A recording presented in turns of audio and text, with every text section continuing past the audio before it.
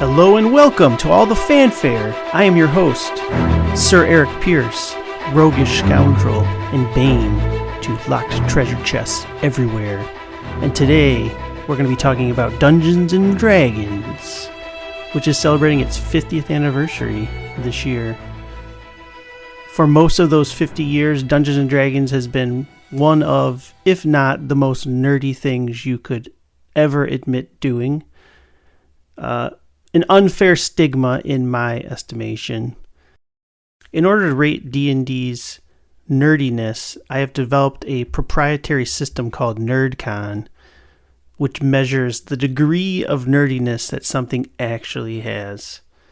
So if we consider level 0 normal things that are not considered nerdy, like flying a kite or maybe watching reality television or, I don't know, watching the sunset, that's our baseline. That's normal stuff. So level 1 would be watching fantasy movies like Lord of the Rings, The Hobbit. I guess I'm just gonna name Tolkien movies because those are the only ones coming to mind right now. Dragon Slayer, Harry Potter. We'll call that our level 1, our base. That's just above baseline nerdiness. Level 2 nerdiness, that would be playing computer role-playing games like Mass Effect, Dragon Age, the recent Baldur's Gate 3, of course, my favorite Skyrim. We'll call those level 2 on the NerdCon scale. Level 3, and this is kind of the tipping point where you're actually are maybe a nerd. You remember that old Jeff Foxworthy joke about you might be a redneck? Well, at this point, you might be a nerd if you read fantasy books. So Game of Thrones, which is actually a Song of Ice and Fire, which just shows my nerdiness, I guess. And just so we're clear here, I'm not throwing shade at my fellow nerds. All of these things to this point describe me. So now we come to level 4 on my 5-point scale. And here we finally encounter Dungeons & Dragons. When I talk about Dungeons & Dragons today, I'm using it kind of like Kleenex in that it describes both a product. Dungeons & Dragons is a game, but it also encompasses the entire tabletop role-playing sphere. It's kind of the common, generic term for role-playing games. A lot of times, even when I'm getting together with my friends, I'm like, hey, let's play D&D, and then we're actually playing something like Star Wars or something. So anyway, D&D is a solid level 4 on the NerdCon scale. And then the only thing more nerdy, in my opinion, is LARPing, live-action role-playing, which is just unstructured or structured pretend. I'll be honest, I've never actually ascended to level 5 nerdiness. I've flirted with it in the safety of my own home, playing lightsabers with my son and doing voices from Emperor Palpatine and Darth Vader. So maybe I'm LARPing there. Maybe I'm just playing with my son, but tomato. But on my scale, LARPing is the most nerdy thing you can do. You may dispute that, but that's what I've got. So again, on that scale, I've got D&D as a solid level 4, one of the more nerdy things you can do with your free time. And obviously, this whole NerdCon thing is based around DEF CON, which had always kind of baffled me that the higher you go, it seems like DEF CON 4 or DEF CON 5 would be the most dangerous, but it's actually DEF CON 0 or DEF CON 1 is like nuclear war is imminent or has already happened, and DEF CON 5, I guess, is business as usual. I think they need to workshop that because that seems wrong to me. But anyway, Dungeons & Dragons, level 4 nerdiness. So the background on D&D, 50-odd years ago, a couple guys in Wisconsin, Gary Guy Gax and Dave Arneson, came together and built this framework around a tradition of wargaming that they and a bunch of other people were playing. So they'd get together in their basements and kind of picture something like Warhammer where you move the figures around the board and there's a lot of measuring scale and a lot of times you're reenacting scenarios from Napoleonic wars and things like that. It's the U.S. Civil War. So they're playing very specific scenarios. And this is a tradition dating back to Europe, where kind of in the more gentlemanly era of warfare, you would have generals and princes and such that would do wargaming on this level. So Arneson had the original idea of let's make it less about the unit, the soldiers, and let's narrow down on the individual and build kind of a rules system, a game around what it's like to be an individual adventurer going into places which happen to be dungeons, and we go from there. Despite the name Dungeons and Dragons, you can actually play the game with neither or both Dungeons or Dragons. Most of the games I play, you might have a dungeon. A dungeon a lot of times is just like could be a cellar. It could just be a tavern. Could just be the wilderness. A dungeon is just shorthand for where the adventure happens. Where's the party physically located? Usually it's a lot of D&D. It's a fantasy game, and so people tend to think of it as like medieval Europe. But D&D really, most of D&D, you're talking about a game that takes place in kind of a post-apocalyptic setting where you have all these ruins and things from greater civilizations that have come and gone, and the world is littered with the remains of their greatness.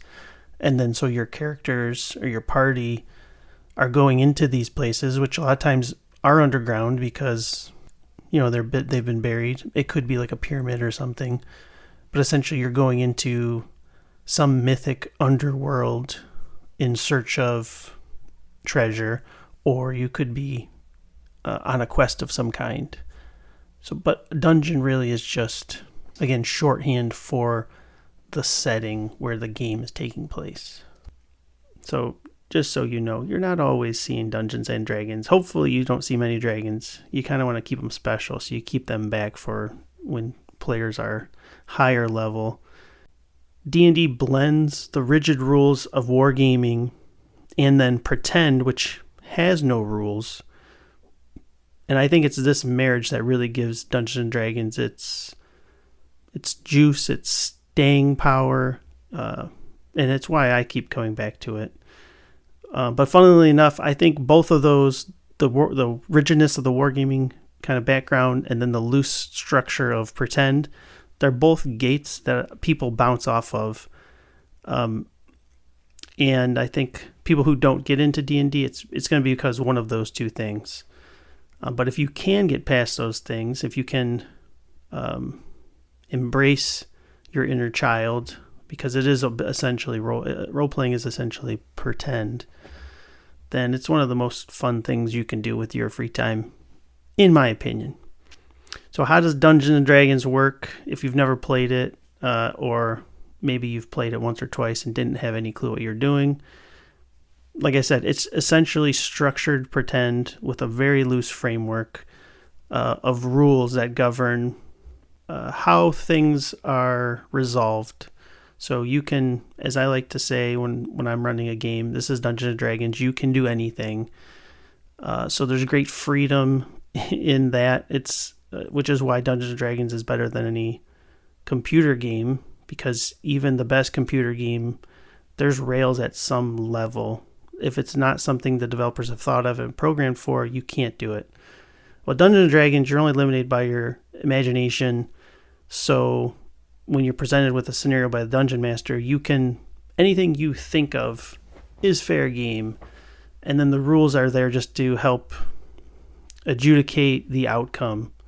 So what happens if there's a troll in town, breaking everything, sending all the villagers scurrying?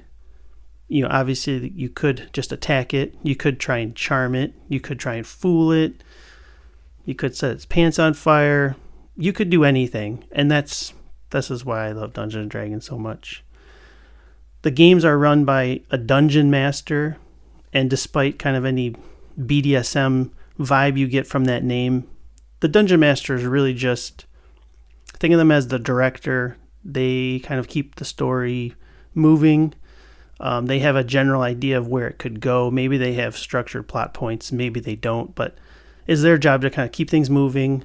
They're kind of the cinematographer, so they kind of set the scene, what the setting looks like, and then how the world reacts to the players. They also fill the roles of the non-player characters. So anyone that's not a player is a non-player character controlled by the dungeon master. So it could be the shopkeeper that the party goes to visit to get some new equipment. Could be the princess. It could be that troll I just mentioned. And then Dungeon Master also has to make the rules decisions around, okay, I'm going to let you try and set the troll's pants on fire. This is the role, this is the skill or ability you need to use, and this is the role that you would do. You would use to do that. And speaking of rolling, I think I mentioned the gates people bounce off of when it comes to the game. The funny dice, I think, are the other thing. Most people are only used to or comfortable with the Yahtzee dice, six-sided dice. Dungeons and Dragons and other role-playing games have dice with many sides. The primary one is the D20, the 20-sided dice, and that's the one that you roll to pretty much do anything in the game. And then there's other dice that you use as situations dictate, percentile dice. Most of the other ones are just used for determining like your damage if you attack something. So I talked a bit about the Dungeon Master. The other players inhabit one character, and so your character is usually based around an archetype. So you'll have a warrior, you have the wizard, you have thieves, you have clerics, which are like priests and holy men. There's all kinds of they're called classes in the game, but there's all kinds of other roles you would play. And a well-formed party, at least you'd want somebody brawny that could kind of hold the front line and keep monsters at bay.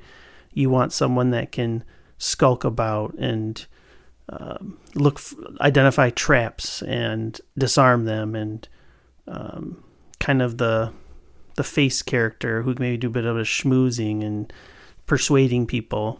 And as well, you want the wizard, the guy who he's maybe frail, doesn't have a lot of health, but he's there because he has a big punch.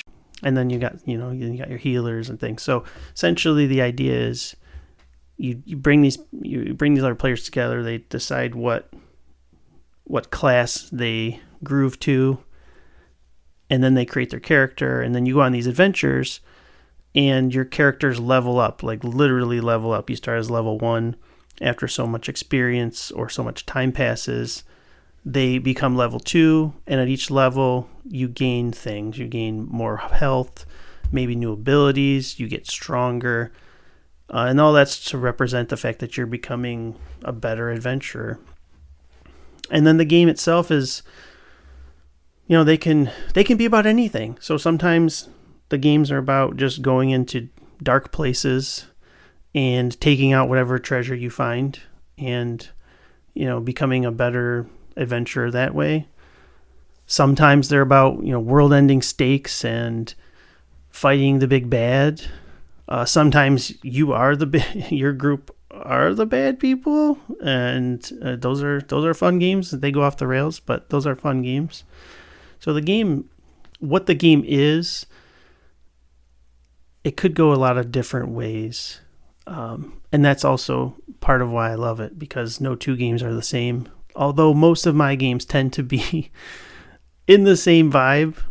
We play the games I run, the games I play tend to lean more towards Monty Python than Lord of the Rings. So there's a lot of laughs.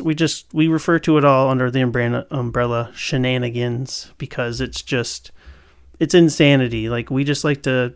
My goal a lot of times when I'm playing is to make my friends laugh. And so that's what we come up with, these zany ideas, and it's like, chance of success, 10% chance of failure, 90% chance of hilarity, 100%. Like, let's do it. And that's one of the reasons why I love the game so much, is just that charged sense of uncertainty about what could happen. And then you're just waiting for the roll of the die to reveal to everyone at the table, including the person running the game, what the outcome is. and then you roll from there. So it's this crazy game of improv with a little bit of rules to help you out, and then it's one of the best things. Talking about classes, my favorite class, I tend to like playing warriors. I like dwarven warriors. There's a stoutness to them. I like the iconography of the bearded dwarf with a shield and an axe, and he's kind of holding the front line while the party is getting mauled by undead creatures or something. I like playing clerics, so usually cleric is not a class or a role a lot of people like because they're the healer, they're the support class. They don't get the glory in it per se. They don't get to land the killing blow often. They don't get to throw the fireball. They're there putting band-aids on everyone's boo-boos. And, oh, by the way, your players will let you know when they have boo-boos. So it feels a bit like a nursemaid sometimes, but at the same time, I kind of like that.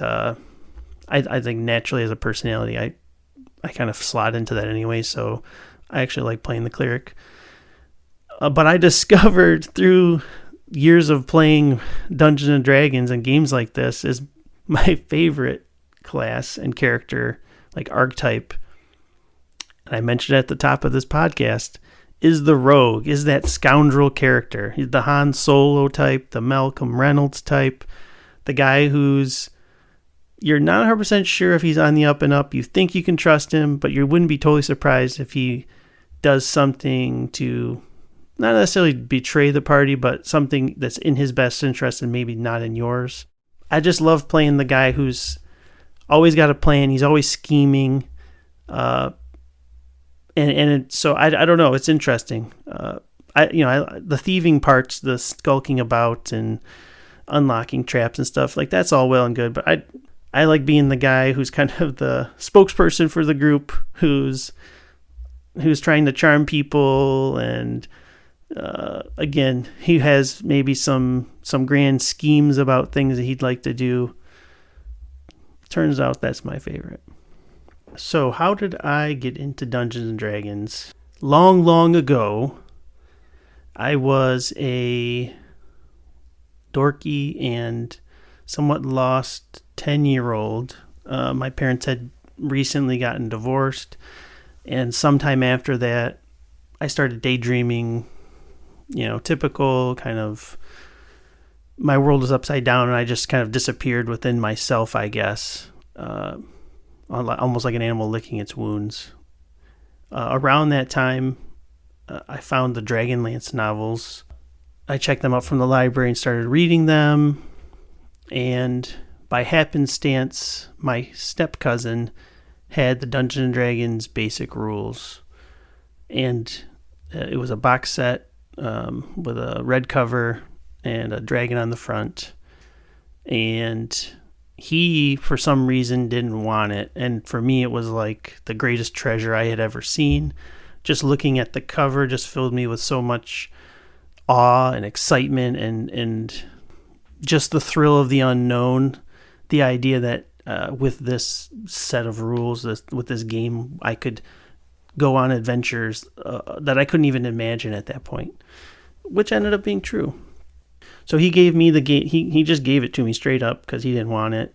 And funnily enough, I didn't actually play the game for quite a while because in order to play Dungeons & Dragons, you need at least 2 people. Ideally, you would have 3 or 4. You need the dungeon master, the person running the game, and then you need at least one other player.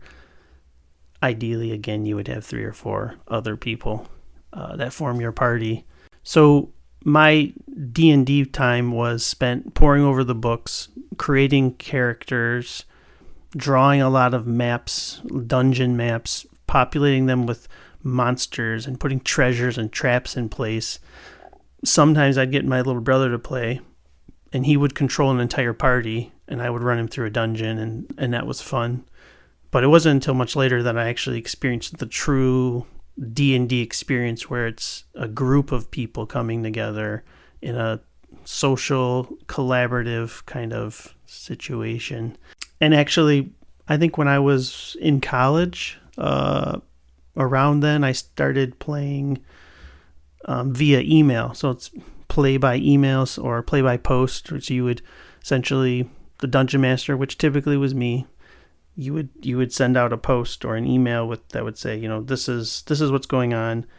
Everyone would reply with what their character's doing, and then you'd send the next post. So it's asynchronous gaming, which it works in a pinch, but it's like 10% of what the actual experience, the real experience is. So I guess, a port in any storm, as they say, and that was all the gaming I was doing.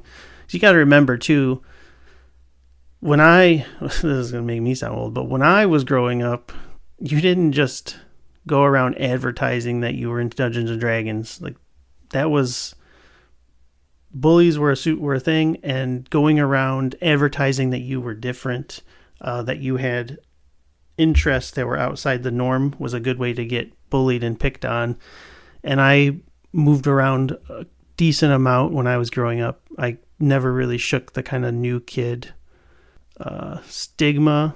My school experiences, I was only in the school for 2 or 3 years before I moved to a new place, a new school. So I was kind of always starting over.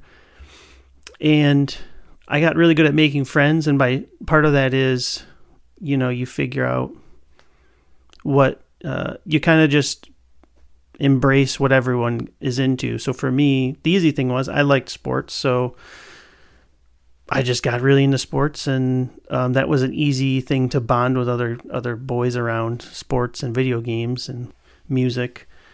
But Dungeons and Dragons was my closet love, and I didn't share that with anybody because, again, there was a definite stigma to the hobby at that time. I came along, there was a satanic panic in the early 80s where people thought that D&D was a gateway drug to Satanism, which is crazy. But when I came on the scene, when I started playing, it wasn't really about that. It was just like, man, that's a NerdCon 5 level nerdiness. Like, nobody does that kind of stuff. And so in order to fit in and whatever, I kind of just suppressed that part of my personality. But eventually I started playing regular games, and now I have a regular friend group that we play every other Monday on lunch. And then there's games where we get together for marathon sessions for birthdays. And then here pretty soon we're starting up our every other Monday evening game. It's been a long journey to get me from the kid who used to lay on the floor of his bedroom with the books open in front of him, drawing on lined paper, creating my own dungeons and creating my own characters, to where I am now. But inside, I still feel like that same kid. I still get the same joy and thrill out of these adventures. So that's kind of my backstory and how I got into D&D. Here's the funny thing about Dungeons and Dragons. Chances are you have played D&D or have been exposed to D&D things, even if you've never actually rolled dice, created a character, or whatever. Because D&D is the framework of any role-playing game that you've heard of. A lot of those concepts came from D&D, whether you're talking about hit points, which is your character's health, or you're talking about the way that you gain experience, and after you reach a certain threshold of experience, you increase in level, which again unlocks abilities or just maybe more health, makes you stronger. Those concepts, which you'll find in any computer role-playing game and even in non-computer role-playing games, that all finds its root in Dungeons and Dragons. So I think if you talk about the legacy of Dungeons and Dragons, it goes beyond the actual tabletop game itself. It goes beyond the fact that D&D spawned an entire genre of gaming. Even kind of the common vernacular. So if you hear someone talk about an NPC, a non-player character, sometimes in a movie or something, you'll hear someone say, oh, that person's an NPC, as though they're irrelevant or something, is kind of a jab at them. But NPC, that comes from D&D. D&D in its 50 years has fully impacted the culture. And then, and that's not even talking about things like Stranger Things, which, the kids in Stranger Things play D&D, and the D&D game bleeds into the story where, in season 3 we had Vecna, who's a D&D villain. So the entire show is seen through the lens of D&D. D&D has fully become part of the culture, and even if you have never played D&D, never even thought about D&D, there's a good chance you've actually used a D&D term without even knowing it. There have been 5 editions of Dungeons & Dragons. The first, the basic set I was referring to, that came out. There have actually been several variations of the basic set. Those all came out in the 70s/80s, and at that time there was the basic set and Advanced Dungeons & Dragons, and AD&D was, if you were, basic was kind of pitched more towards children, essentially, which is how I got into it. And then AD&D was obviously meant for more advanced players, adults, or people who graduate from basic to AD&D. They did away with that distinction in first edition, and then onward up to the present day, which is 5th edition. 5th edition is about 10 years old. It's the most popular edition of D&D in terms of units sold. Obviously, if you're talking about cultural significance, 5th edition is the biggest one. But the nice thing about Dungeons & Dragons is you can play any edition you want. They are evergreen editions. So I'm in a 5th edition game. I'm in a game that's based on the basic rules that came out in the 70s. And I've played everything in between too. So each edition of the game is essentially the same thing. You're some kind of adventurer. You're a heroic character or not, but you're trying to increase in experience and level up as you go.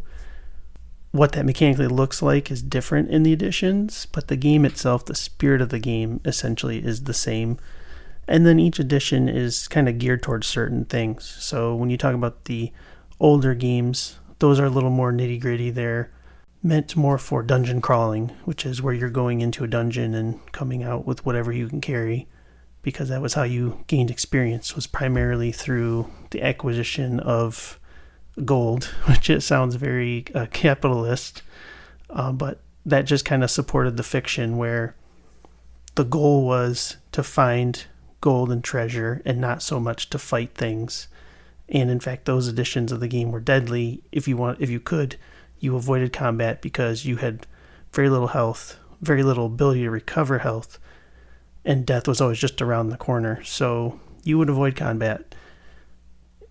In contrast, 5th edition, and this started really with probably 3rd edition.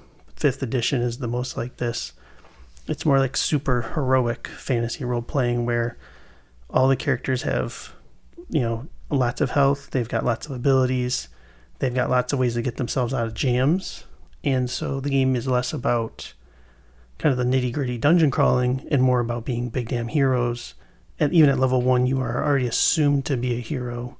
Whereas in the older editions, you kind of started out as a nobody and you became a hero through adventuring. Or maybe you became a bad guy through adventuring, but the experience of doing this activity, this adventuring, is what made you the person that you become. Where 5th edition, it's kind of assumed that there's always something special about you that makes you, a step up above the normal person.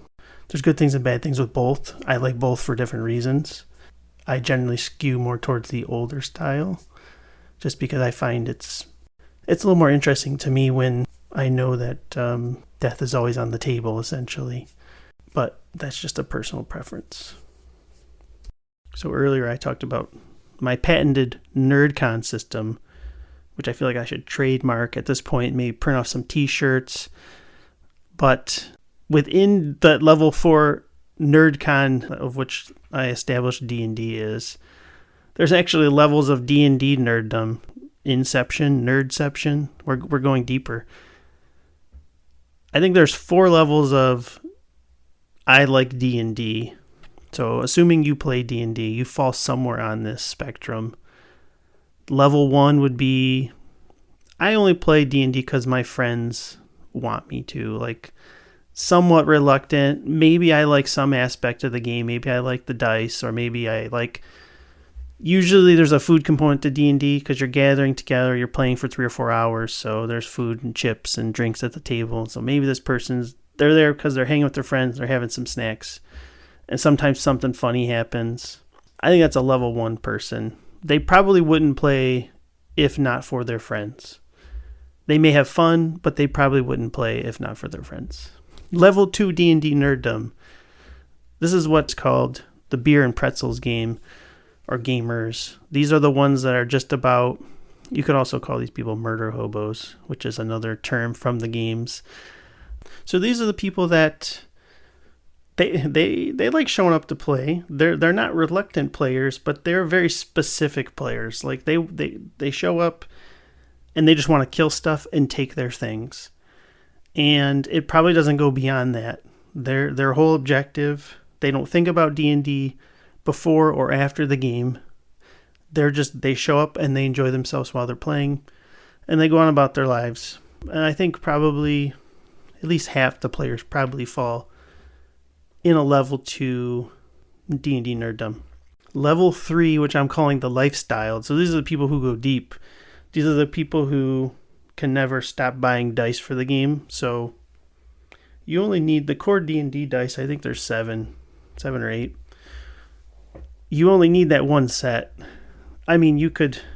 Sometimes some dice only roll ones, and so you decide you want to get a second set and whatever. But then there's people who buying D&D paraphernalia becomes part of the experience. So it's buying the dice, buying the shirts.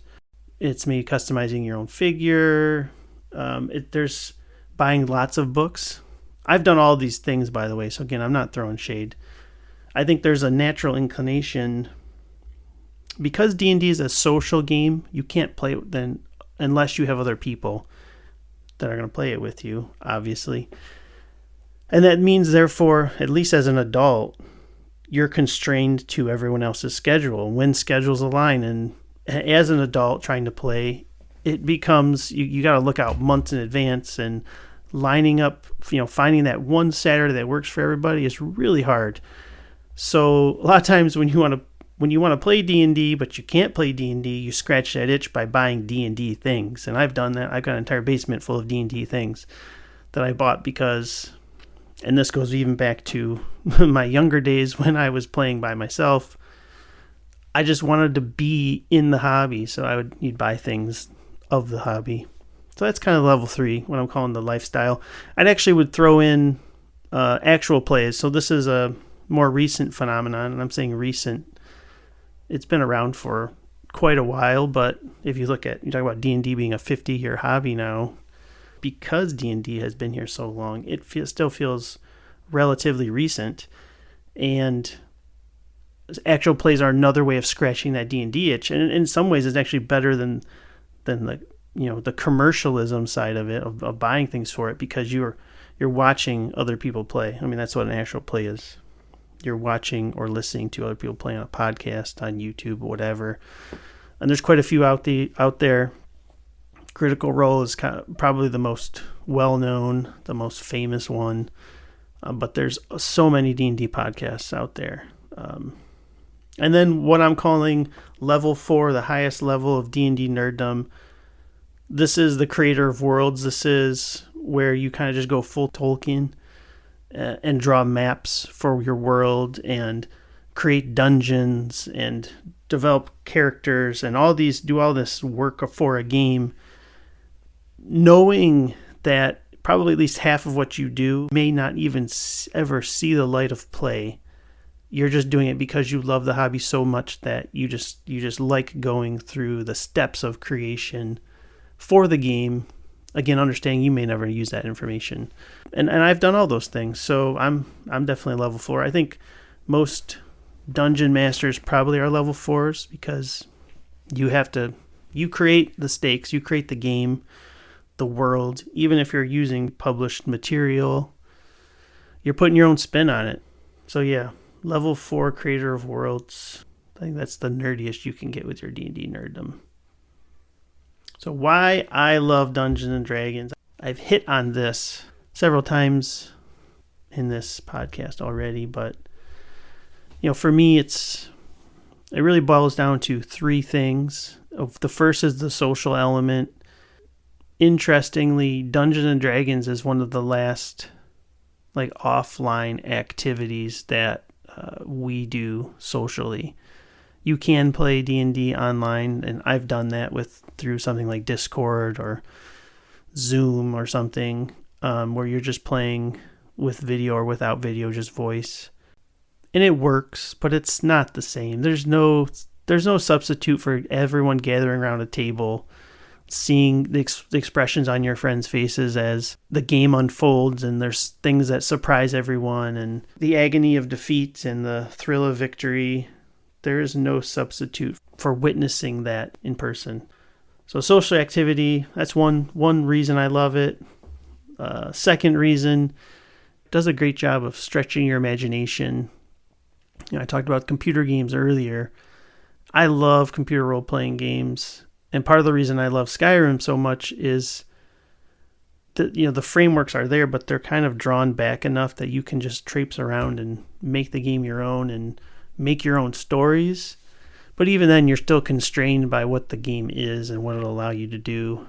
But D&D, there are no guardrails. I mean, the Dungeon Master will probably set some light ones, but it very rarely happens where the Dungeon Master will just straight up say, no, you can't do that. Usually, if they're a good Dungeon Master, they'll at least let you roll. If it's a reasonable request, they'll let you roll and let fate decide. And just, kind of that whole part of with the imagination is just that you've got this joint story structure kind of setting that you're building on the fly with your friends, and things are happening, and you're inhabiting a character. I think it's probably a lot like acting. I've never been an actor. I know there are quite a few people in Hollywood who swear by D&D, who grew up playing D&D, and that was almost like their gateway drug to acting. I wrote a piece some time ago about my 10 favorite D&D celebrities just based on watching them play. It was like people like Jack Black, and Vin Diesel's on there, but he was lower on my list because for all the talk about how much he loves the game, I don't know, he didn't play it like I recognize someone loving it would, I guess. Maybe that's just me. Maybe he's shy. Maybe the cameras are on, and maybe he's shy. He's got that, that stigma again. He's from the 80s, so he grew up when it was a nerdy thing to do. So maybe that's all it was. Maybe he's just shy. The other reason I love D&D, I just love the spontaneity, the unpredictability, the shenanigans. I'm pretty sure every time I sit down at a table to play D&D with my friends, I end up laughing so hard I cry. That's like 100% of the time. It's probably not 100%, but it's probably like 95 or something. Like, things happen in the game that you could never in a million years have predicted or even drawn up. And that's why it's almost like the purest form of storytelling, because you're doing it with other people, and you can't, even if you're the dungeon master running the game, you can't predict all the twists and turns that the story are going to take once the players get involved. And there's something about that just really just juices me up. And man, I tell you what, just talking right now to you guys about this makes me want to play Dungeons and Dragons again. And I just played it last weekend, and it was a great time. And now we're in the long hiatus between in-person sessions. It'll be at least a month before we get together again to play, and that breaks some part of me, but I will persevere, because what else can I do? So that's the D&D episode. I could have probably gone a full hour, but given the subject matter, I'm probably self-selecting down how many people are going to listen to this one, because D&D is a nerdy game, man. Why would I play it, much less listen to someone talk about it? But given that it's its 50th anniversary, I was feeling a little retrospective, introspective about it, and just wanted to share why I love it. And again, maybe a little bit about how it works in case you've been D&D curious for a while, but maybe we're too shy to get into it. maybe you too felt that it was just way too nerdy. Like, I'll only watch Lord of the Rings, and not even the extended edition. So I'm playing D&D, rolling those funny dice, doing accents, which, by the way, accents, all that stuff, is optional. People do it. My friend, he's great at accents, and I'm super jealous because I can't do accents. So every one of my characters, whether it's an old woman or a goblin, sound more or less the same. They sound like me. I might put a little extra mustard on it, but otherwise, it's me, and there's no way around that. Whatever. You lean into your strengths. So, there's no one right way or wrong way to play the game, and that's really what I talk about. I just like to evangelize D&D because I feel like if we all played D&D or a game like D&D, the world would be a lot better place, and I sincerely mean that. So that's it for this episode. We'll be back next week talking about Captain America, the Winter Soldier, which happens to be my personal favorite MCU film. I think it's the best MCU film. We're going to talk about that. We're going to explore the reasons why, because it's actually its 10th anniversary this year, which freaking blows my mind. Where is the time going? Where has it gone? But that's what we're going to be talking about next week. So if that sounds good, come back, tune in next time. Peace out.